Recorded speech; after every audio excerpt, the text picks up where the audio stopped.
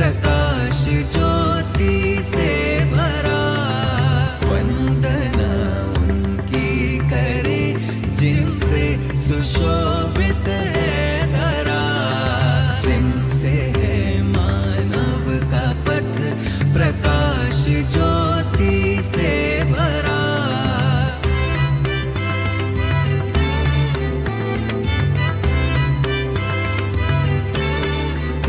जिनसे दिशा हमको मिली नित मानवीय मार्ग की।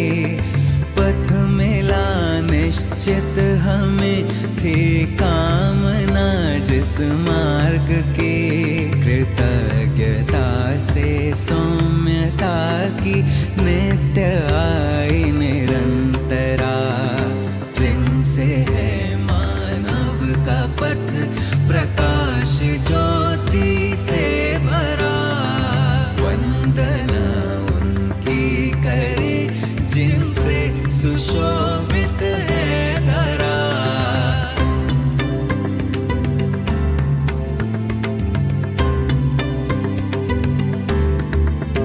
जिनका है चिंतन शुभ यही कैसे हो मानव सुखमयी। प्रेरणा से जिनकी है मानव का जीवन सुखमयी। श्रद्धा समर्पित जिनसे आए मानवीय परंपरा। जिनसे है मानव का पथ प्रकाश ज्योति से भरा। वंदना उनकी करे जिनसे सुशोभित है धरा।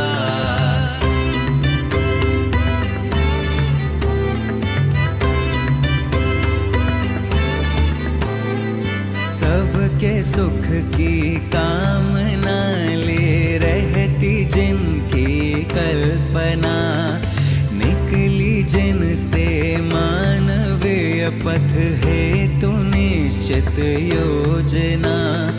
पूजता उन हेतु जिनसे है सुसज्जित वसुंधरा। जिनसे है मानव का पथ प्रकाश ज्योति से भरा। वंदना उनकी करे जिनसे सुशोभित है धरा।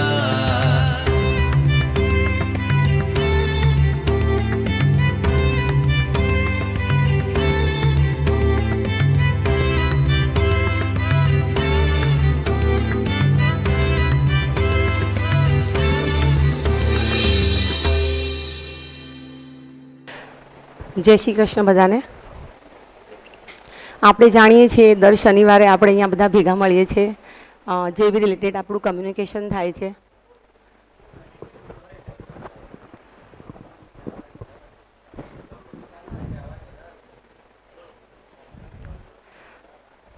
તો આજે આપણે કન્સેપ્ટ ચેન્જ કરેલો છે.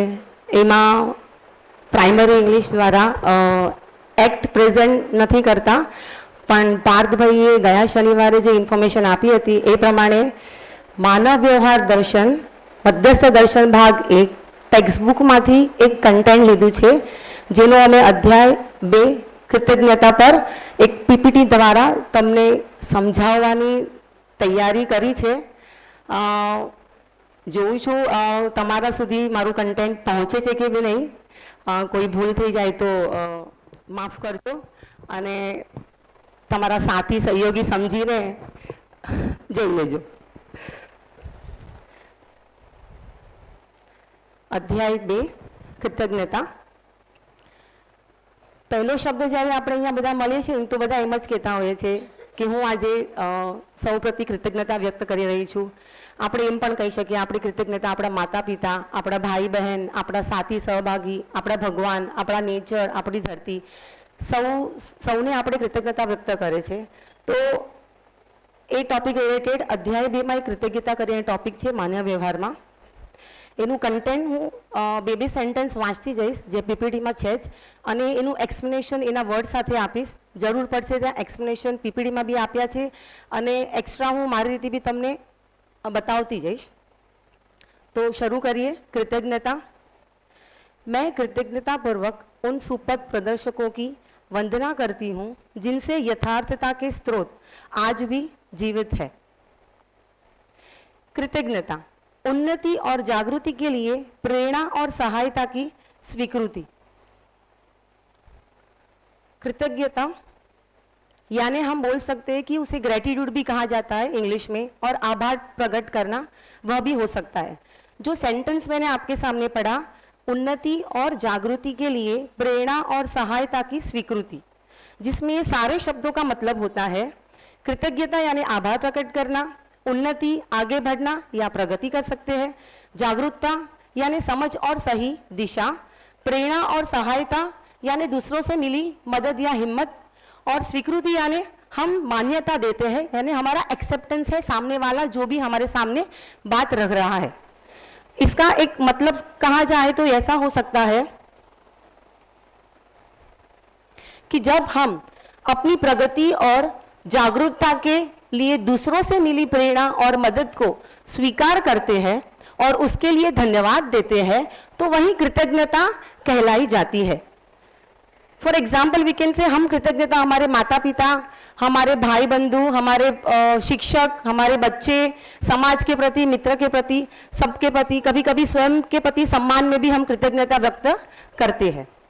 जैसा हम ऐसा कह सकते कि कब सपोज कोई विद्यार्थी कक्षा में टीचर विद्यार्थी के साथ कनेक्टेड होता ही है.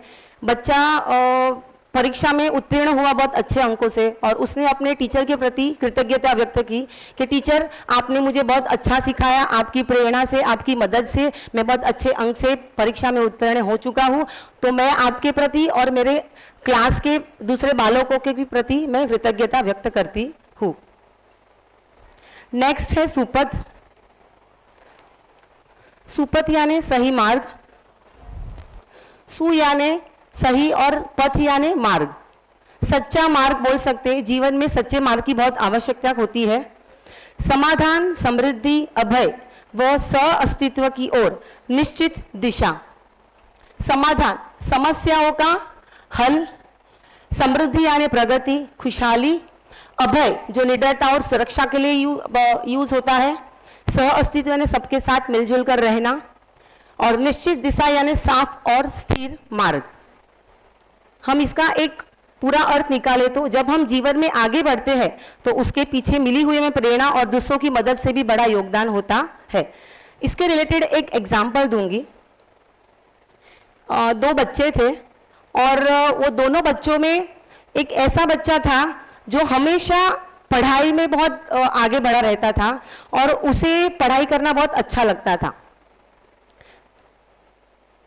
और दूसरा जो बच्चा था वो हमेशा पढ़ाई से दूर भागता था और छोटे छोटे कारणों के लिए पढ़ाई से दूर जाने के लिए हमेशा छोटे मोटे झूठ भी बोला करता था. एक बार ऐसा हुआ कि परीक्षा आ गई, दोनों बच्चे परीक्षा के खड़ में बैठे. पहला बच्चा तो अपनी तैयारी करके गया था तो उसका तो पेपर बहुत सही गया, पर दूसरा बच्चा यह सोच के गया था कि मैंने तो पढ़ाई नहीं है, मैं नकल कर लूँगा परीक्षा में. अब जब वो परीक्षा में बैठा, पहला वाला तो अपना पेपर कंप्लीट कर रहा था, दूसरा वाला जो सोच के गया था कि मैं आज नकल करूंगा और परीक्षा में उत्तीर्ण हो जाऊंगा, तो उसने जब नकल शुरू की तब वो पकड़ा गया शिक्षक के थ्रू. अब नकल करने के बाद शिक्षक ने जब उसे पकड़ा तो शिक्षक ने उसे डांटा भी और उसे बहुत बुरा लगा, और उसे ये देखा कि जो उसका दोस्त था जो पढ़ाई करके हमेशा सच बोल के सच के रास्ते पे चलता था, उसे बहुत अच्छी प्रगति मिली. उसके जो भी उसने पढ़ाई की थी, उसने पढ़ाई में मेहनत की थी और हमेशा सच बोलता था, पर इसे अब गलती का एहसास होने लगा और वो समझ गया कि उसे भी सुपथ के रास्ते पर चलना ही पड़ेगा. ये छोटे मोटे झूठ बोल के चलने वाला नहीं है. जैसे मेरा दोस्त करता है पढ़ाई में, पढ़ाई भले जितनी भी आती हो पर हमारी मेहनत से वो आगे बढ़ रहा है और वो कभी झूठ का सहारा नहीं लेता. उसके बदले वो दूसरों की मदद करके अपना काम पूर्ण करने में तैयारी रखता है. तो I think this is the example for Supath. The next is Unnati. Unnati यानी उत्थान के लिए प्राप्त प्रेरणा व सहायता। जब हम जीवन में आगे बढ़ते हैं तो उसके पीछे हमें मिली हुई जो प्रेरणा और दूसरों की मदद का भी बड़ा योगदान ही होता है। उन्नति अकेले की मेहनत से नहीं होती, बल्कि मिलने वाली सहायता और प्रेरणा और सहयोग से होती है। इसमें थोड़ा मिसिंग है, मैं एक्सप्लेन कर लेती हूँ आपको उन्नति का। एग्जाम्पल है कि एक लड़का था, वो पढ़ाई में बहुत एवरेज था, पर हमेशा पढ़ने में और बाकी चीज़ों में वो कुछ भी किसी की भी हेल्प लेके आके करने की वो बहुत इच्छा रखता था। जब भी वो पढ़ाई करने जाता था उसे बहुत सारे प्रॉब्लम्स आते थे, तो हमेशा पढ़ाई में एवरेज और सामान्य होने के कारण वो हमेशा टीचर की सहायता लेता था और अपने आसपास दोस्तों को भी सहायता लिया करता था, पर वो कभी हार नहीं मानता था। कभी कभार वो निष्फल भी हो जाता, सफलता उसे नहीं मिलती थी, पर उसके अथाग प्रयत्न के कारण एक दिन ऐसा आया कि वो पूरे परीक्षा के खंड में यानी उसके क्लास में वो उत्तीर्ण अव्वल नंबर आता है। अब अव्वल नंबर आता है तो शिक्षक उसे जब पूछते हैं कि भाई ये कैसे चमत्कार हुआ, तो वो बताया शिक्षक कि ये आपकी प्रेरणा है, मेरे आसपास जो रहते हैं, मेरे आसपास के जो बच्चे, उन्होंने भी मुझे बहुत प्रेरणा दी है। यानी उसने गिव अप नहीं किया, वो भले एवरेज था, उसने हर कदम पे, हर स्थिति में अपने आप को ढांचा, अपने आप से पक्का वादा किया कि मुझे नहीं आता तो मुझे ये आगे करना है और लोगों से हेल्प करनी है। धीरे धीरे करके जो उसे नहीं आ रहा था उसने उसका सलूशन निकाला, उसने प्रॉब्लम का सलूशन निकाल के जब वो बच्चा बहुत सफल हुआ तब उसे सबने बोला कि बहुत अच्छा काम किया है। यानी उन्नति पाने के लिए प्रतिभा से ज्यादा मेहनत और निरंतर प्रयास खूब जरूरी है। अगर उसे सतत प्रयास नहीं किया होता तो आज वो अव्वल नहीं आता था। नेक्स्ट है यथार्थता के स्रोत।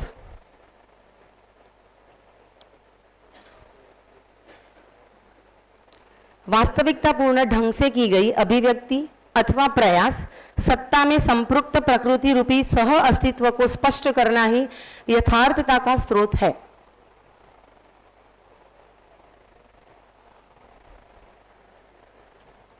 यथार्थता का स्रोत यानी सत्य का असली आधार, वास्तविकतापूर्ण ढंग से अभिव्यक्ति यानी प्रयास, सच्चाई से ईमानदारी से किया गया कार्य या फिर सत्ता शक्ति में संपृक्त प्रवृत्ति, अच्छे गुणों और सकारात्मक ताकत से जुड़ा व्यवहार कहा जा सकता है।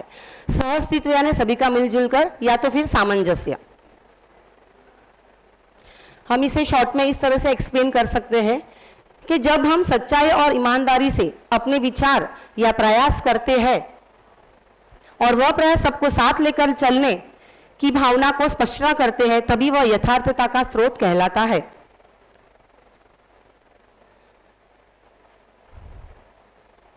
इसे एक कहानी से समझेंगे। एक गांव था, वहां एक छोटा बच्चा रहता था। वो हमेशा दूसरों के सामने आकर ऐसे ही कहता था, मुझे तो सब आता है, मुझे तो गाना भी आता है, मुझे तो चित्रकारी भी आती है। पर जब लोग उसे कहते थे कि आप गाना बजा के बताइए, आप कुछ अच्छा चित्र बना के हमें दिखाइए, तो हम जाने कि आपको ये सब आता है। पर जब उसके सामने लोग ऐसा प्रस्ताव रखते हैं कि भाई ये करके दिखाइए, तब वो हमेशा क्या करता था, बहाने बना के वहां से चले जाता था। एक दिन उसके शिक्षक को ये बात पता चल जाती है। शिक्षक आके सीधा उसे मंदिर के आईने की तरफ ले जाते हैं और उसे खड़ा करके आईने के सामने कहते हैं कि अब तू आईने में देख के अपने आप को बता कि तू जो बोल रहा है वो सच में तुझे आता है भी कि नहीं। शिक्षक इतना कह के वहां से चले जाते हैं। वो हर रोज मंदिर के आईने के सामने अपना फेस देखता है। उसे शर्म आती है अभी, क्योंकि अब उसे पता चल गया कि आईना हमेशा सच ही बताता है। बहुत दिन हुए, बहुत दिन आए, उसे शर्म आने लगी। धीरे धीरे उसमें परिवर्तन होने लगा। उसने सोचा कि शिक्षक ने मुझे कहा है कि आईने के सामने मुझे देख के बोलना है कि मुझे सारी चीजें आती है, जैसे चित्रकला और गाना, पर ये तो मुझे आता ही नहीं है। मैं तो सिर्फ लोगों के सामने डिंगे हाँकता हूँ, मुझे ये आता है,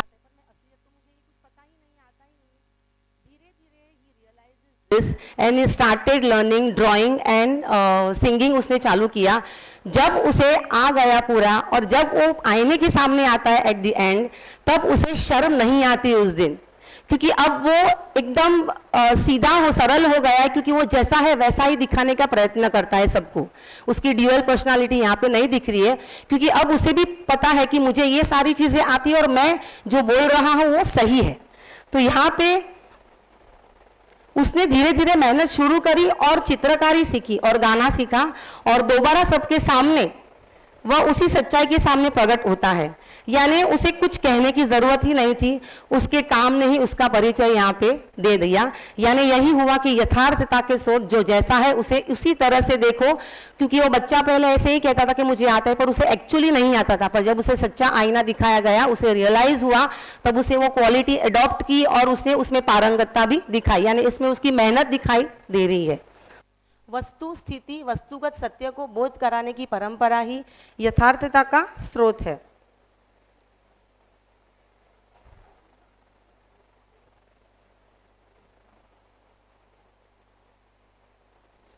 इसका मतलब समझेंगे। स्थिति सत्य यानी किसी सत्य का असली सत्य, यानी इट इज कंडीशन। वस्तु स्थिति मीन्स वस्तु या चीज की वास्तविक स्थिति, जो उसकी वास्तविक स्थिति होती है। वस्तुगत सत्य निष्पक्ष और तटस्थ सत्य होता है, जो ऑब्जेक्टिवली ट्रूथ होता है।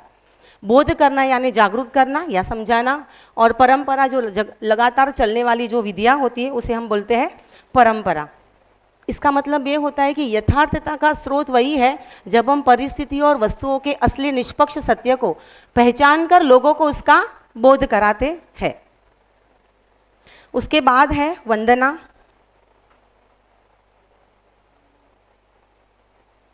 यानी गौरवता को व्यक्त करने के हेतु जो चेष्टा करते हैं उसे वंदना कहते हैं।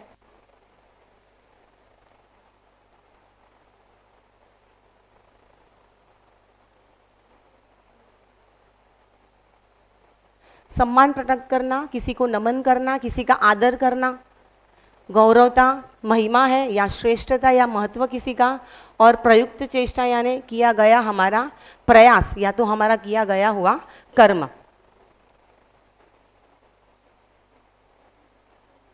वंदना वह है जब हम किसी की महिमा या श्रेष्ठता को सम्मानपूर्वक व्यक्त करने का प्रयास करते हैं और किसी भी महत्वपूर्ण व्यक्ति, गुरु, भगवान या देश के प्रति आदर और गौरव दिखाते हैं। यानी वो हमारी इच्छा प्रकट होती है उनके सामने। नेक्स्ट, गौरवता यानी निर्विरोध पूर्वक अंगीकार किए गए अनुकरण, प्रयास और प्रवृत्ति ही गौरवता है।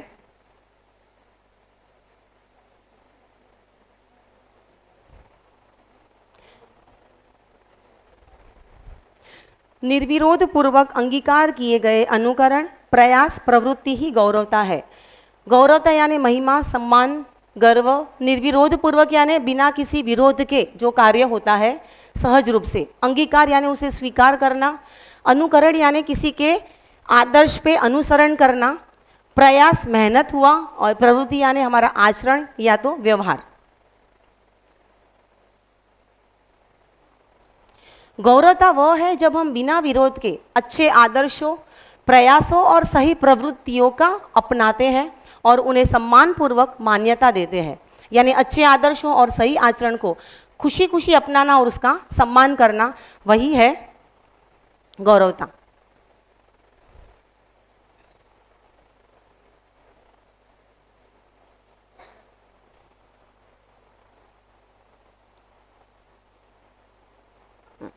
गौरवता एक स्टोरी शॉर्ट में बताती हूँ। एक लड़की होती है और पूरे गांव में एक लड़की होती है। वो लड़की हमेशा पढ़ाई में बहुत अच्छी है, पर जब उसे उसका सम्मान किया जाता है, वो जब पढ़ाई में अव्वल आती है पूरे गांव में और उसका सम्मान किया जाता है, तब वह पहला शब्द यह यूज़ करती है कि मेरी जो ये मेहनत है, आज मैं जो आगे हूँ, पूरे गांव का नाम रोशन किया है, उसके पीछे मेरा खुद का सिर्फ कार्य नहीं है, पर इसके पीछे पहले तो मेरे शिक्षक, मेरे माता पिता, मेरा समाज और मेरा पूरा ये गांव है, जिन्होंने मुझे हर तरह पे, हर पहलू, हर लेडर्स पे उन्होंने मुझे उसे साथ दिया है। यानी यहाँ पे ऐसा बोला जाएगा कि वह लड़की आई तो पहली है, अव्वल आई है पूरे गांव में, बहुत अच्छे नंबरों से पास हुए, गांव का नाम रोशन किया है, पर यहाँ पे वो खुद को पहले न दिखा के दूसरों का मान दिखा रही है। क्योंकि अगर दूसरों का साथ उसे अगर नहीं मिलता तो आज शायद वो उस पोजीशन पे नहीं होती। उसने सिर्फ खुद की मेहनत नहीं दिखाई, बाकी सबका भी साथ और सहयोग और सहकार भी यहाँ पे व्यक्त किया है। नेक्स्ट है कृतज्ञता से गौरवता, गौरवता से सरलता, सरलता से सहजता और सहजता से मानवीयता, मानवीयता से सह अस्तित्व तथा सह अस्तित्व में से के लिए कृतज्ञता प्रकट करती हूँ। यहाँ पे जो 3-4 फ्रेजेस दिए, जैसे कृतज्ञता से गौरवता, गौरवता से सरलता, सरलता से सहजता और सहजता से मानवीयता। तो पहला है कृतज्ञता से गौरवता।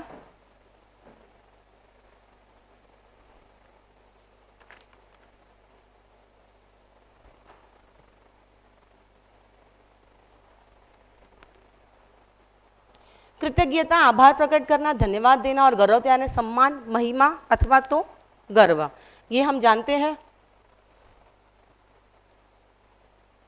जब हम दूसरों की प्रेरणा और सहायता को स्वीकार करके धन्यवाद देते हैं तो वही आभार हमारी सच्ची महिमा और गर्व का आधार बनता है।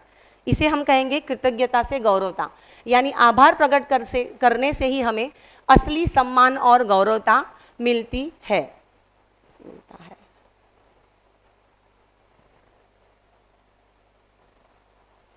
गौरवता से सरलता,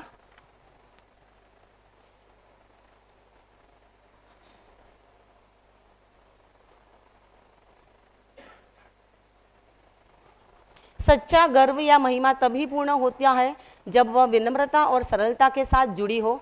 यानी अगर किसी को अपनी उपलब्धि या सम्मान पर गर्व है तो उसे घमंड न बनाकर सादगी और सरल स्वभाव से व्यक्त करना ही असली गौरवता है। इसमें हम ऐसा कह सकते हैं कि कोई बच्चा अगर कोई प्रतियोगिता जीतता है तो अपने आप पे वो घमंड न करके शिक्षक को या दोस्तों को धन्यवाद कहता है, इसमें उसकी सरलता प्रकट होती है। और सपोज कोई समाज सेवा करता है और समाज सेवा करके अगर वो अपना नाम आगे न बढ़ा के पर वो ऐसा कहे कि ये सब कोई दिखावे के लिए नहीं, ये मेरी अंदर से की हुई समाज सेवा है, यानी इसमें उसकी गौरवता सहज प्रकट होती है। वो समाज सेवा दिखाने के नहीं करता है पर उसे सरलता से, खुशी से वो करता है। सरलता से सहजता,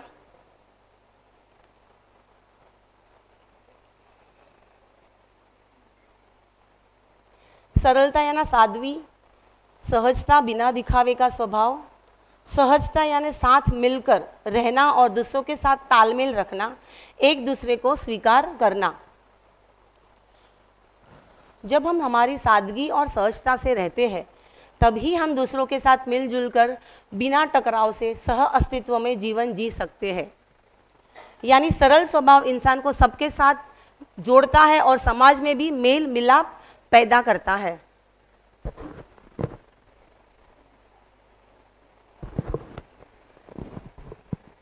सहजता से मानवता,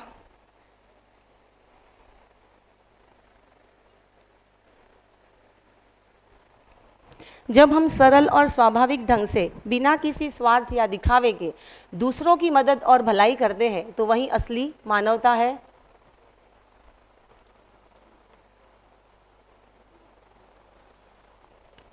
स्कूल में कोई बच्चा अपना टिफिन भूल गया है तो आसपास के बच्चे क्या करेंगे, वो नहीं बोलेगा पर दूसरा सीधा आएगा, चल तू मेरे साथ शेयर कर, तो यानी ये सरल हो गया उसके लिए।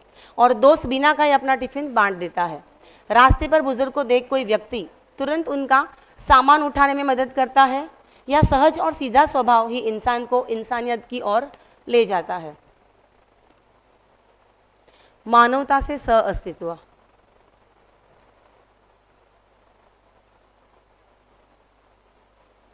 जब हम दया, करुणा और इंसानियत से व्यवहार करते हैं तब समाज में मेल जोल, भाईचारा और साथ मिलकर रहने की भावना पैदा होती है। यही सह अस्तित्व है। पर बच्चे एक दूसरे की मदद करते हैं, साथ पढ़ते हैं और झगड़ा नहीं करते। यानी घर में सब एक दूसरे का ध्यान भी रखते हैं और दुख और सुख दोनों बांटते हैं। अलग धर्म या भाषा के लोग एक दूसरे के साथ सम्मान करते हैं और मिलजुल कर सारे त्योहार मनाते हैं। सो यहाँ पे ये कृतज्ञता का एंड हो रहा है। आई होप आपको समझ में आया हो। मैंने मेरी तरफ से प्रयत्न किए हैं।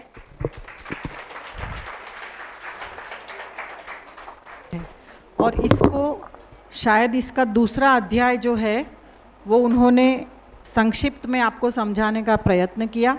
इसके जो भारी भरकम शब्द थे उनके मीनिंग्स के साथ उन्होंने आपको इस कंटेंट को समझाने का छोटा सा प्रयास किया है। मैं जानती हूँ कि शायद कुछ शब्द ऐसे होंगे या कुछ चीज़ें डिसकनेक्टेड होती हुई दिखाई दी होगी, लेकिन मैं आपको इतना बताऊं कि ये जो भी कंटेंट को आपको अगर रिलेट है ना, तो पहले तो इसके शब्दों की टर्मिनोलॉजी समझनी पड़ेगी, जो सबके लिए इतना टफ है। आज मेरे लिए भी हर एक शब्द भारी भरकम लगा, क्योंकि हम बार बार इस बुक्स को पढ़ते नहीं हैं, है ना। मानव व्यवहार दर्शन की बुक को अगर मौका मिले, समय मिले तो पढ़िए, क्योंकि हर एक शब्द जो है वो बहुत भारी है। इसको समझने के बाद ही हम इस कंटेंट तक पहुंच पाएंगे। तो ये भी एक अच्छा प्रयास है कि इस कंटेंट को पढ़कर ही हम अपने जीवन में उसको उतार सकते हैं। शुरुआत बहुत अच्छी थी, आशा रखती हूँ कि आने वाले सप्ताहों में भी, आने वाले शनिवार को भी इसी तरह से मानव व्यवहार दर्शन के कंटेंट को इस विस्तृत रूप से अगर समझाया जाए तो सब तक ये पहुँचेगा। तो आज अच्छी तरह से उसको समझाया, थैंक यू भावना बेन। और दूसरी बात ये है कि शायद शेयरिंग है ना मैडम, तो दो शिक्षक अपना जो बच्चों के साथ का जो भी अनुभव है वो आप सबसे साझा करेंगे। Whose turn is there madam? आज मैं अपने पुराने साथी कौशल भाई से अनुरोध करती हूँ कि वे आकर अपना जो बच्चों के साथ का इतने सालों का जो अनुभव है वो आपके साथ साझा करें। पहले तो परिचय ऐसा दे सकती हूँ, जिसकी आवाज़ बहुत मधुर है, ऐसा कह सकते हैं, और जिसने खुद ही आज अपने एक संस्कृत टीचर ने हमारे स्कूल में, हम जब भगवत गीता के श्लोक की शुरुआत की थी तो ये जवाबदारी मैंने संस्कृत टीचर्स को दी थी। लेकिन पहली बार ऐसा एहसास हुआ कि जब उस संस्कृत टीचर को गवर्नमेंट जॉब लगी और वो चले गए, तो दूसरे ही दिन मुझे लगा कि आज कौन बोलेगा। लेकिन एक मैथ्स टीचर को आके वही जवाबदारी अपने कंधे लेते हुए देखकर बहुत ही आनंद हुआ कि इसमें कोई विषय से किसी का कुछ लेना देना नहीं है। जिसको लगता है कि जो प्रथा स्कूल की है उसको आगे बढ़ाने के लिए खुद की अगर तैयारी हो तो सब कुछ पॉसिबल है, और उन्होंने वो जवाबदारी निभाई। इसके लिए तालियां हो जाए, क्योंकि आज ये बहुत सालों बाद मैं ये बात शेयर कर रही हूँ, जो आज मुझे याद आई कि मैथ्स टीचर होते हुए भी आज वो जिस मधुर आवाज़ में गीता के श्लोक प्रार्थना में बच्चों के साथ, बच्चों को भी गवाते हैं, खुद भी गाते हैं, और उसका बहुत अच्छी तरह से अच्छे उदाहरणों से बच्चों को वो समझाते हैं, जो हम सब भी सुनते हैं। तो उसके लिए थैंक यू कौशल भाई। ज़्यादा समय नहीं ले रही हूँ, वैसे अपने पास समय है, अभी 2 ही शेयरिंग है तो अपने पास समय है। आइए कौशल भाई, अपने अनुभवों को अपने साथी मित्रों के साथ शेयर कीजिए। મોટા ભાગે અહીંયા મને ઓળખે જ છે, પણ જે નથી ઓળખતા એમના માટે હું પરિચય આપી દઉં મારું નામ છે કૌશલ ત્રિવેદી। હું એન્જલ સ્કૂલમાં 2019માં જોડાયો। શરૂઆત 2019માં કરી અને 2019 જેવું પત્યું, હજી 1 વર્ષ પણ પૂર્ણ નહોતું થયું અને કોરોના આવી ગયો। કોરોના આવી ગયો એટલે ટીચિંગમાં હજી તો નવો એક્સપિરિયન્સ જ હતો કે કઈ રીતે ટીચિંગ કરવું, ક્લાસમાં કઈ રીતે ભણાવવા, છોકરાઓને કઈ રીતે સમજાવવા। હજી શરૂઆત હતી એટલામાં આવી ગયો કોરોના, એટલે થોડા સમય સુધી તો ટીચિંગ ઓફ થઈ ગયું, બંધ થઈ ગયું। પછી ગિરીશ સર અને સતીશ સરે મળીને થોડો પ્રયાસ કર્યો જેથી આપણે ઓનલાઈન ટીચિંગ ચાલુ કર્યું। ત્યારે ઓનલાઈન કઈ રીતે સ્ટુડન્ટ્સને ભણાવવા એના ઉપર ધ્યાન પછી ગયું કે ડાયરેક્ટ તો સ્ટુડન્ટ જોડે સંપર્ક થતો નહોતો, તો ઓનલાઈન સ્ટુડન્ટ્સને ભણાવવા કઈ રીતે એના ઉપર મહેનત કરવા લાગ્યા, કન્ટેન્ટ બનાવવા લાગ્યા, એક્સપ્લેન કઈ રીતે કરવું, સામે છોકરાઓનો રિસ્પોન્સ કઈ રીતે આવે છે એ બધું ઓનલાઈન કરવા માંડ્યા। એટલે ત્યાં બી સંપર્ક બાળકો જોડે તો એટલો હતો નહીં। પછી ધીરે ધીરે કોરોના ઓછો થવાથી શાળા ચાલુ થઈ અને સ્કૂલમાં પછી બધા બાળકો આવવા માંડ્યા। હવે બાળકો આવ્યા તો ખરી, પણ જે વચ્ચે ગેપ પડ્યો છે એ ગેપને પૂરો કઈ રીતે કરવો? કેમ કે આપણે પણ 2-3 વર્ષ ઘરે બેસી રહીએ ને તો બ્લેન્ક થઈ જઈએ, જે આવડતું હોય એ ભૂલી જઈએ, કંઈક નવું જ મગજમાં ચાલતું હોય, ઇન્ટરેસ્ટ ના આવે, કોરોના પછી શિક્ષકોને પણ સ્કૂલમાં આવવાનું હશે ને તો જલ્દી નહીં ગમતું હોય કે ઘરે હતા બરાબર હતા, ઓનલાઈન મજા આવતી હતી, ઘરે બેઠા બેઠા કામ બી થઈ જતું હતું અને ઓનલાઈન ટીચિંગ બી થઈ જતું હતું. એટલે આપણને પણ રસ એટલો હોય નહીં કે કઈ રીતે સ્કૂલ જવું, તો બાળકોને સ્કૂલ લાવવા પછી એમાં બી જે કન્ટેન્ટ છે પાછું એમને રિવાઇઝ કરાવવું, પાછું કન્ટેન્ટ આપવું ઘણું મુશ્કેલ છે. તો એ ધીરે ધીરે શરૂઆત થઈ. બધા શિક્ષકોએ મળીને બાળકો સાથે સંપર્ક કર્યો, બધા બાળકોને કન્ટિન્યુઅસ સ્કૂલ બોલાવ્યા. એમાં ઘણા છોકરાઓ તો આવતા નહોતા, પણ તો બી ધીરે ધીરે તેમને અહીંયા બોલાવ્યા અને કન્ટેન્ટ ઉપર ધ્યાન લઈ ગયા. પછી એ રીતે શિક્ષણ પાછું ચાલુ થયું છે હવે છેલ્લા 3-4 વર્ષથી, અને બધા બાળકોનું હવે ધ્યાન પાછું ભણવામાં આવી ગયું છે. તો ભણવામાં આવી તો ગયું છે, પણ જે બાળકો હજી પાછળ રહી ગયા છે એમને પણ હવે આપણે ફરીથી કન્ટેન્ટ પર લાવવા છે. તો એના માટે આપણે શિક્ષકોએ ક્લાસમાં કઈ રીતે મહેનત કરવી એના ઉપર ખૂબ બધું કામ કરવાની જરૂર છે. આપણે હજી પણ કરી રહ્યા છીએ. એમાં મેથ્સ જેવા સબ્જેક્ટ છે, મેઇન સબ્જેક્ટ છે, એમાં હું ક્લાસમાં જે મહેનત કરાવું છું તો ઘણા છોકરાઓ ઇન્ટરેસ્ટથી કામ કરે છે, ઘણા નથી બી કરતા. તો હવે નથી કરતા એમના માટે શું કરવું, શું કરીશું? તો હર એક સ્ટુડન્ટ જે ધ્યાન નથી આપી રહ્યો એના નજીક જાઓ, એના જોડે વાતચીત કરો, એના પ્રોબ્લેમ સોલ્વ કરવાનો ટ્રાય કરો, એના જોડે થોડી મીઠી વાતો કરો, એને ડરાવો નહીં. એના જોડે એ રીતે વાતો કરો કે જેથી એને ઇન્ટરેસ્ટ જાગે. મેઇન કામ આપણું શું છે? ભણાવવાનું તો બધા કરશે, પણ જ્યાં સુધી બાળકનો ઇન્ટરેસ્ટ સબ્જેક્ટમાં નહીં આવે કે કન્ટેન્ટ પર નહીં ધ્યાન જાય ત્યાં સુધી આપણે ગમે એટલું ભણાવશો એ એમના કામમાં નહીં આવે. તો એ રીતે આપણે ભણાવવાનું છે અને એ જ આપણે અહીંયા શાળામાં કરી રહ્યા છીએ. તો જે રીતે આપણે ભણાવીએ છીએ એમાં કંઈક નવું લાવવાથી બાળકોનો રસ જાગે છે અને એ રીતે બાળક ભણવામાં ઇન્ટરેસ્ટ જગાવે છે અને શીખે છે. આ સિવાય આપણે ભણવાનું તો શીખવાડીએ જ છીએ, તેના સિવાય પણ ઘણી બધી ચીજો બાળકોને શીખવાડવા જેવી છે, આપણે પણ શીખવા જેવી છે. હવે હું રાત્રે રોજ વોકિંગ કરવા નીકળું છું, તો વોકિંગ કરવા નીકળું ત્યારે સાઈબાબાથી દીપક સાઈડ જાઉં છું હું રોડ પર, ત્યારે રસ્તામાં દેખું છું તો જ્યાં જુઓ ત્યાં પ્લાસ્ટિકનો કચરો, બહુ ગંદકી પડી હોય છે અને નગરપાલિકાની ગાડી આવીને લોકો સાફ કરે છે.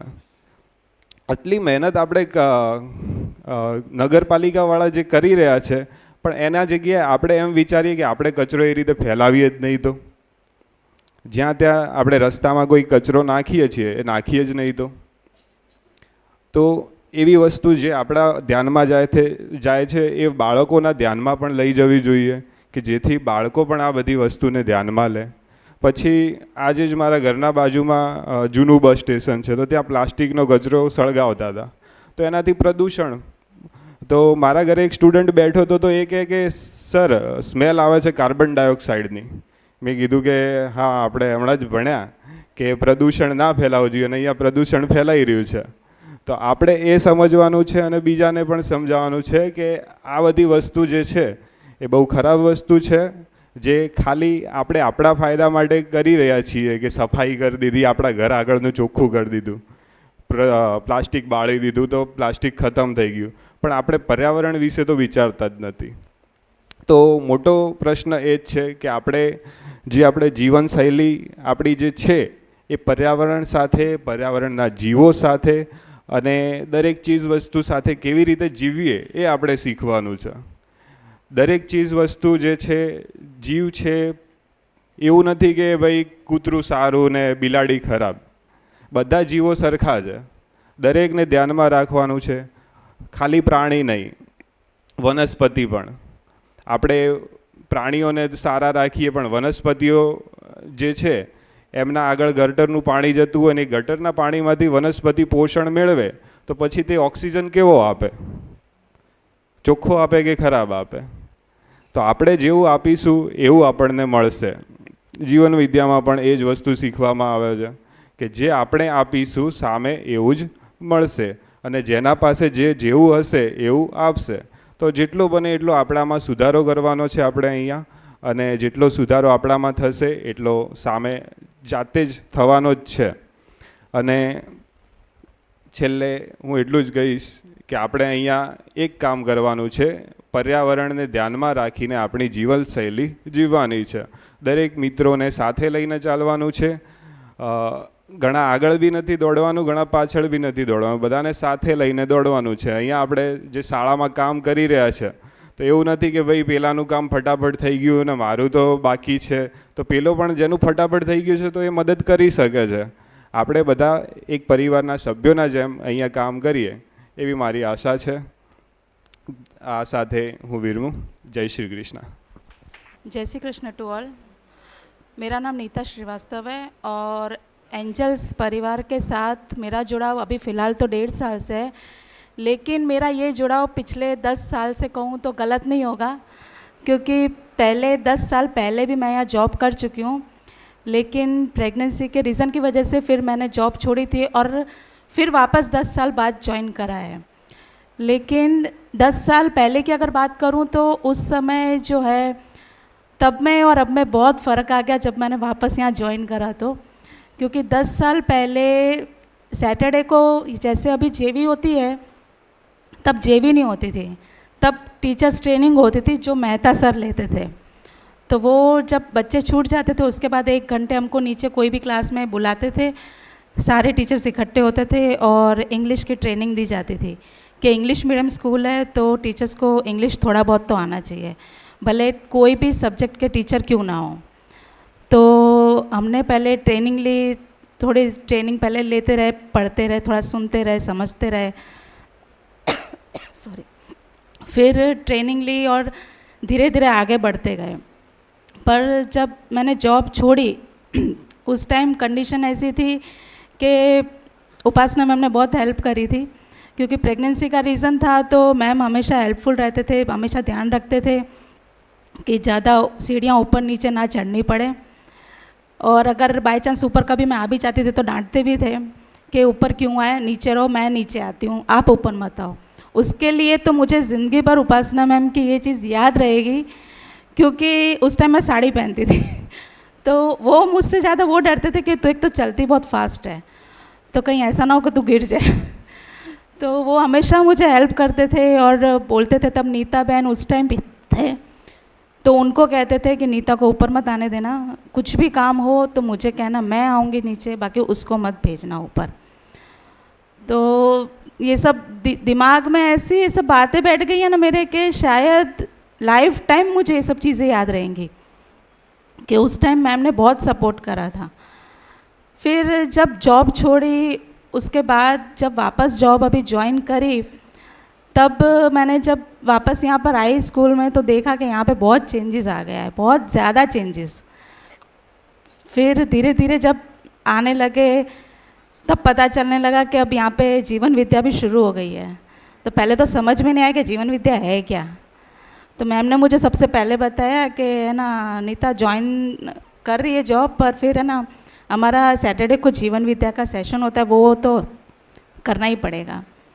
तो मैंने कहा कि ठीक है चलो देखते हैं ये भी क्या है.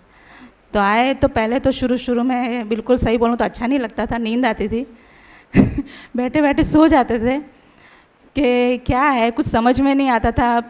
इतनी हम लोग हिंदी पढ़ाते हैं, यहाँ पे कितने सेशंस हिंदी में भी होते हैं, गुजराती में भी होते हैं, पर उसकी जो भाषा है वो हमारे भी ऊपर से जाती है, कुछ समझ में नहीं आता है कि ये क्या है.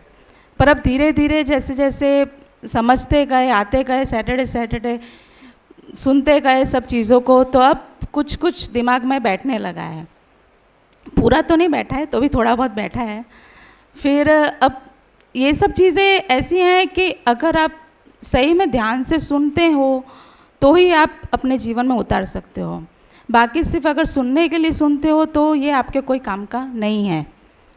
अब इसमें जीवन विद्या का सुनते हुए 2 चीज़ें एक ध्यान में आई है, एक है संवाद और दूसरा है मानव मानव को उपयोगी बने. मानव संबंध कैसा होना चाहिए, अगर इंसान सामने वाले इंसान को समझ सकता है तो ही वो उसके काम आ सकता है. अगर सामने वाले इंसान में 10 गलतियां निकालेंगे और अपने आप को श्रेष्ठ मानेगा इंसान, तो वो कभी इंसान को नहीं समझ सकता है.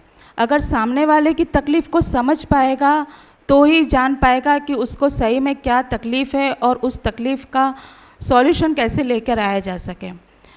इसके अंतर्गत मैंने एज अ क्लास टीचर, अभी मेरे लिए एक ताज़ा ही एक्सपीरियंस है कि अभी जुलाई के लास्ट वीक में एक मेरे क्लास में ही बच्चे का एडमिशन हुआ। तो मैंने उसको पूछा कि बेटा इतना लेट एडमिशन क्यों हुआ, आपका ट्रांसफ़र हुआ है? तो उसने पहले तो कुछ बोला नहीं, फिर धीरे से मुझे बोला उसने कि मैम फैमिली प्रॉब्लम थी इसीलिए अभी आया हूँ। तो मैंने क्लास के बीच में, सबके बीच में उसे सुना तो मुझे थोड़ा अजीब सा लगा। फैमिली प्रॉब्लम तो क्या हो सकता है, मेरे दिमाग में ही घूमता रहा, पर तो भी सबके बीच में पूछना मुझे सही नहीं लगा बच्चों के सामने, तो मैंने कुछ पूछा नहीं। फिर 2-4 दिन बाद फिर वो किसी काम से वापस मुझे बाहर, क्लास के बाहर मिला, तब मैंने, मुझसे रहा नहीं गया, तो मैंने फिर से पूछा कि बेटा क्या था, आपने अभी क्यों एडमिशन लिया?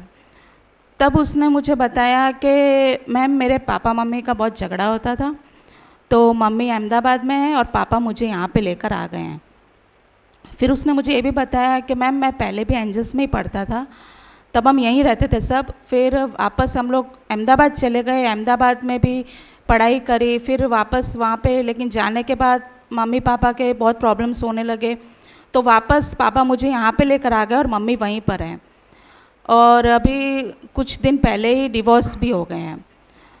तो मुझे सुन के बहुत अजीब सा लगा, क्योंकि ये होता है ना सुन के कि इतना बड़ा लड़का और अभी इस एज में मम्मी ने कैसे छोड़ दिया, या कैसे इस पे क्या बीत रही होगी, तो ये सब दिमाग में घूमता रहा मुझे। फिर घर पे गई तो भी मेरे दिमाग में यही सब घूमते रहा बात कि कैसे छोड़ दिया होगा, कैसे इसकी मम्मी होगी, इसकी मम्मी ने क्यों छोड़ दिया होगा इसको, ये वो सब घूमता रहा। फिर मैंने मेरे घर पे भी बात करी कि मेरे क्लास में एक बच्चा है तो ऐसा ऐसा हुआ है, तो मेरे घर पे भी सब ने बोला भाई होंगे किसी किसी के क्या रीज़न होते हैं, अब आजकल कोई जल्दी बताता नहीं है। तो मैंने कहा ठीक है, हो सकता है। फिर वापस थोड़े दिन बीते तो क्लास में सब बच्चे धीरे धीरे कंप्लेन करने लगे उस बच्चे की कि मैम है ना ये बहुत ख़राब वर्ड्स बोलता है और हमको चिढ़ाता है। गर्ल्स भी बोलने लगे कि मैम ये हमको बहुत चिढ़ाता है, उल्टे सीधे वर्ड बोलता है। तो मैंने उसको बहुत डांटा। फिर डांटने के बाद मुझे पहले थोड़ा डांट तो दिया, उसके बाद रियलाइज़ हुआ कि भाई अभी वो इस सिचुएशन में है तो शायद हो सकता है कि भाई वो उसका गुस्सा घर पे तो और कहाँ निकाले, तो क्लास के बच्चों पे निकाल रहा हो। तो फिर मैंने क्लास के बच्चों को भी पहले थोड़ा समझाया कि भाई वो नया नया है तो थोड़ा उसका टाइम लगेगा। फिर एक दिन क्या हुआ कि क्लास में लास्ट बेंच मैंने ब्लैक बोर्ड पे लिख दिया, सब बच्चे लिख रहे थे और उसकी बेंच पे ही जाके मैं बैठी। फिर मैंने उसको धीरे धीरे पूछा कि बेटा क्या प्रॉब्लम है, क्यों इतना गुस्सा होता है, क्यों सबको बोलता है उल्टा सीधा, क्या प्रॉब्लम क्या है। फिर वो एकदम से रोने लगा। फिर जब रोने लगा तो सारे बच्चे देखने लगे उसको कि मैडम ने कुछ बोला है क्या।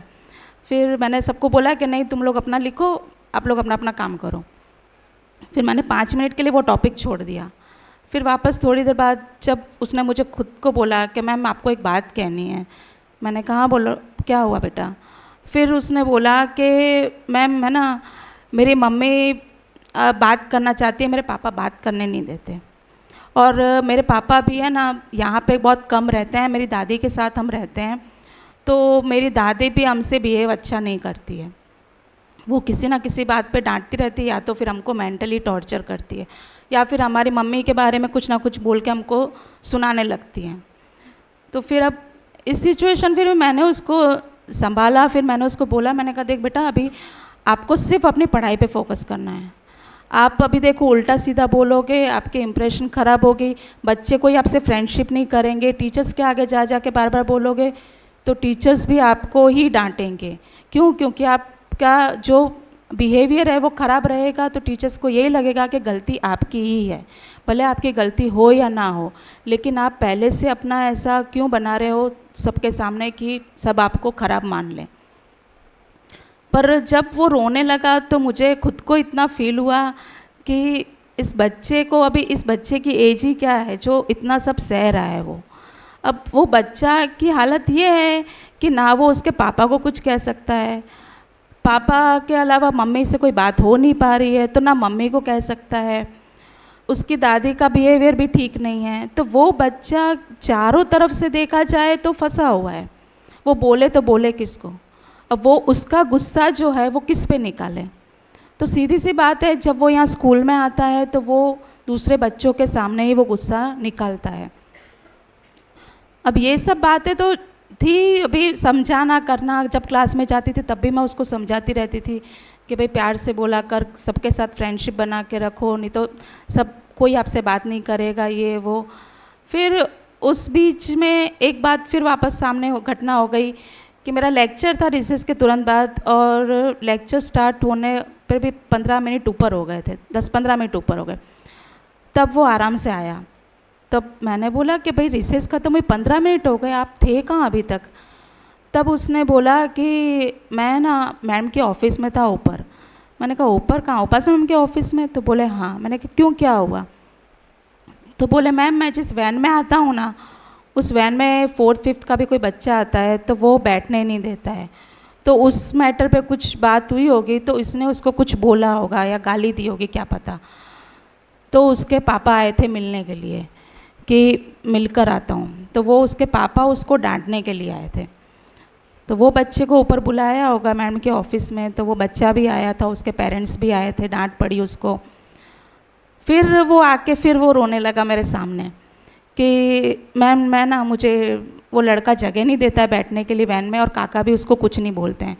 और उसका रीज़न मुझे एक ही लगता है, शायद उसके पेरेंट्स हैं तो उसके पेरेंट्स उसके बारे में बोल सकते हैं, पर मेरे बारे में कौन बोलेगा।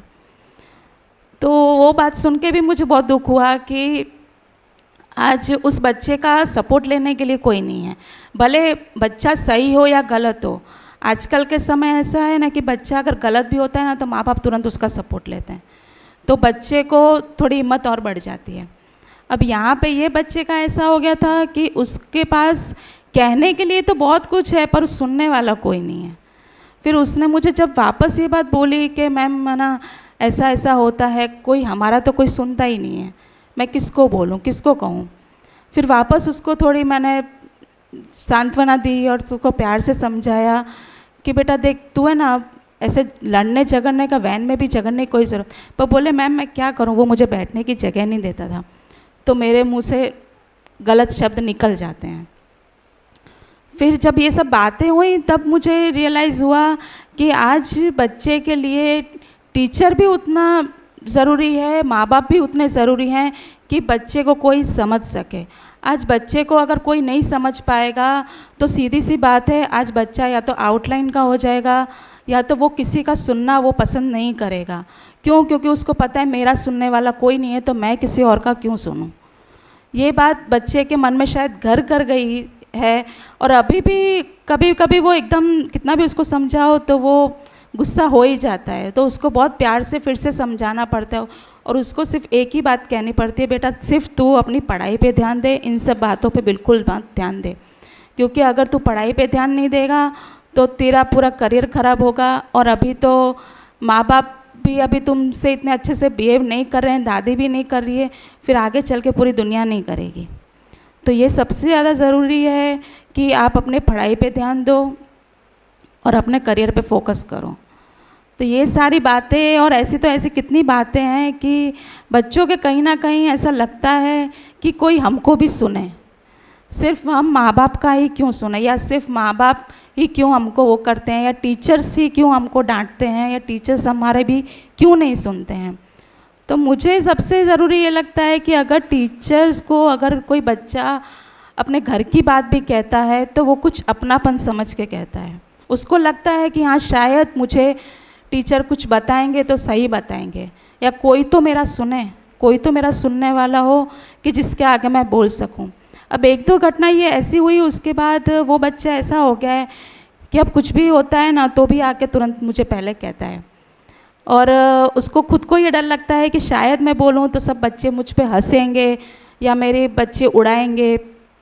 तो उसकी एक आदत ये भी अच्छी लगती है कि कुछ भी बात होती है ना तो कहता है मैडम क्लास के बाहर मैं आपसे बात करूँगा, क्लास में बात नहीं करूँगा। तो मैं समझ जाती हूँ कि ज़रूर कोई ना कोई बात होगी, तो मैं भी एट अ टाइम भले कुछ भी काम होता है तो मैं छोड़ के उसकी बात सुनने जाती हूँ कि भाई क्या बात है। और जब वो बात करता है तो बात करने के बाद वो खुद इतना रिलैक्स हो जाता है कि चलो किसी ने तो मेरी बात सुनी, भले उसका सॉल्यूशन हम ला सके कि ना ला सके, क्योंकि उसके घर की बात है तो अपन ज़्यादा कुछ कह नहीं सकते। हम ये तो कह नहीं सकते कि भाई तू तेरी दादी को सामने जवाब दे दे या तेरे पापा को कुछ बोल दे या तेरी मम्मी को डांट, हम ये तो सिखा नहीं सकते। पर हाँ ये है कि चलो बच्चे को तो इतना रिलैक्स हो गया कि चलो किसी ने तो मेरी बात सुनी। तो मेरे नज़रिए से ये ज़रूरी हो गया है कि हाँ बच्चा कैसा भी हो, कितना भी हो, कैसा शैतान हो कि होशियार हो कि कैसा भी हो, पर उसको सुनना बहुत ज़रूरी है। कोई भी टीचर अगर किसी भी बच्चे की बात सुनता है तो सब बच्चे एक जैसे नहीं होते, और सबसे बड़ी बात कि सब बच्चे के घर का माहौल भी एक जैसा नहीं होता है।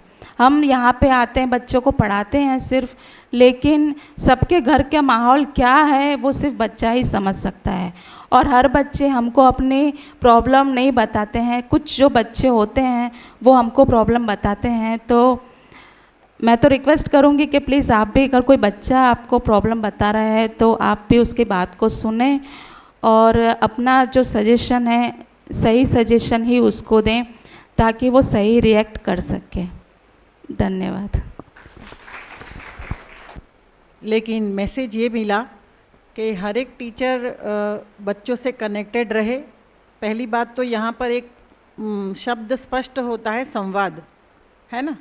संवाद करने से हर एक चीज़ का सल्यूशन आता है, हर बच्चे को सुना जाए, क्योंकि जैसी मैडम ने बताया वैसे हर बच्चे की घर की परिस्थितियाँ अलग हैं और उस हिसाब से ही वो बिहेव करता है, जिसके पास जो होगा वही बांटेगा। और शेयरिंग की जब बात की जाए तो दोनों अनुभवी टीचर है। नीता मैडम ने जैसे बताया ऐसा 10 साल पहले वो यहीं पे थे। ये जो बातें उन्होंने बताई, मेरी तरफ से उनको जो भी सहकार या सहयोग मिला वो उसके बारे में मुझे याद भी नहीं है अभी, लेकिन इतना ज़रूर बताऊंगी कि मेरे तरफ से ही नहीं, यहाँ पर एंजल्स परिवार में जितने भी लोग हैं उनके तरफ से सबको यही सहयोग मिलेगा, परिस्थितियाँ जैसी भी हो, है ना। जीवन विद्या तो अभी हम 2-2.5 साल से कर रहे हैं, लेकिन आज 10 साल पहले भी शायद यही फीलिंग्स के साथ हम साथ में थे, काम करते थे, और आज भी ऐसे ही काम कर रहे हैं और भविष्य में भी ऐसे ही काम करेंगे। कहना ये चाहती हूँ कि हर एक के मन में एक दूसरे के प्रति पॉजिटिव फीलिंग्स है, सब कुछ है। तो ऐसी कौन सी बातें हैं जिसकी वजह से, जैसे कि मैडम ने बोला कि कोई आगे ना बढ़ जाए, किसी का काम जल्दी फिनिश ना हो जाए, मैं सबसे आगे चले जाऊं, ये भी कहीं कहीं कोने में अभी पड़ा है। तो इसको अगर साइड में रख के अगर हम काम करेंगे तो बहुत मज़ा आएगा, ज़िंदगी जीने जैसी लगेगी। और दूसरी बात, और सबसे ये सब चीज़ों का निचोड़ एक ही लगता है, कंपैरिजन बंद कर दो, हमेशा खुश रहोगे। जब अपने आप को या अपनी परिस्थिति को किसी से भी कंपेयर करने जब हम लगते हैं ना, वही अपने दुख का कारण बन जाता है ना। और अगर आपको ये बातें सही लगती है तो जीवन में भी आप इसको उपयोग करके देखिए। आज के लिए शायद बहुत है। और नेक्स्ट सैटरडे किसका टर्न है madam? Bhulkaj. Okay, Bhulkaj from English medium. हाँ मैडम, गुजराती मीडियम है। हाँ कोई बात नहीं, भूलका है ना इंग्लिश गुजराती एक ही है। खास ये बताना है कि अब आने वाले शनिवारों को भी हम इसी तरह से मानव व्यवहार दर्शन को, उसका जो भी कंटेंट है उसको साथ में बैठ के पढ़ेंगे, पीपीटी द्वारा या बुक द्वारा, जिसको जैसी अनुकूलता हो। लेकिन इतना ज़रूर बताऊंगी कि ये 2 घंटे बहुत ही मीनिंगफुल रहेंगे और सब एक ही दिशा में शायद 2 घंटे बैठ के सोच तो सकते हैं, ऐसा माहौल बने, है ना। तो ये एक बहुत अच्छा प्रयास शुरू हो चुका है। चाहती हूँ कि हर एक मेंबर, हर एक टीचर इससे जुड़ा रहे और इस पथ पर हम आगे बढ़े। इसका लाइफ में इम्प्लीमेंटेशन करना है, सबसे बड़ा रिक्वेस्ट ये है। देखो, जब हम यहाँ बैठ रहे हैं, सुन रहे हैं, पढ़ रहे हैं, लेकिन उसका जब तक इम्प्लीमेंटेशन अपने बच्चों के साथ, अपने स्टूडेंट्स के साथ नहीं करेंगे ना, ये पढ़ा हुआ कोई काम का नहीं है। हर बात पर ध्यान अब तो जा रहा है, हमारा तो खास जा रहा है कि पहले जैसे कि मैडम ने कहा कि वातावरण कुछ और था, अब कुछ और अलग है ना। तो जितना हम यहाँ सुन रहे हैं ना, वैसी कोई घटना बनती है तो ध्यान ज़रूर जा रहा है, सबका जा रहा होगा ना। कोई ना कोई ऐसी छोटी सी घटना, कोई ना कोई ऐसा स्टूडेंट, कोई ना कोई ऐसा अपना साथी मित्र जिसके साथ ऐसी कोई घटना बनती है या जो दुखी है, जो अपने साथ, आपके साथ बात शेयर करना चाहता है, उसको सुनिए। अपने हिसाब से अगर मदद हो सके तो कीजिए, लेकिन इतना है कि मिसगाइड मत कीजिए, क्योंकि शायद पर्पसली कोई नहीं करता होगा, लेकिन अपने से किसी और को कोई और दिशा अगर मिल जाए ना, तो उसके परिणाम भी कभी गलत हो सकते हैं। ऐसा मार्गदर्शन नहीं देना है। और आप सबको बता रही हूँ, जिस किसी का भी टर्न हो, हमारी ओर से जो भी मदद चाहिए हम तैयार हैं आपको देने के लिए, क्योंकि जितना हमारा अनुभव है या जितना हम जानते हैं उस हिसाब से आपको मदद करेंगे। योगेश भाई है, मैं हूँ, महेश भाई है, गिरीश भाई, सतीश भाई, नैना, भावना, सब, स्मित भाई, दीपक भाई, पार्थ भाई सारे कुछ आपके साथ है। आपको जैसा प्रेजेंटेशन देना हो दे सकते हैं। और इस श्रृंखला को आगे बढ़ाते हुए लास्ट 2 लाइन बोलकर हम यहाँ फिनिश करते हैं, ठीक है ना। भूमि स्वर्गतां यातु मानवो यातु देवता, धर्मो सफलतां यातु नित्य यातु शुभोदया, नित्य यातु शुभोदया। मंगल हो। जय हो।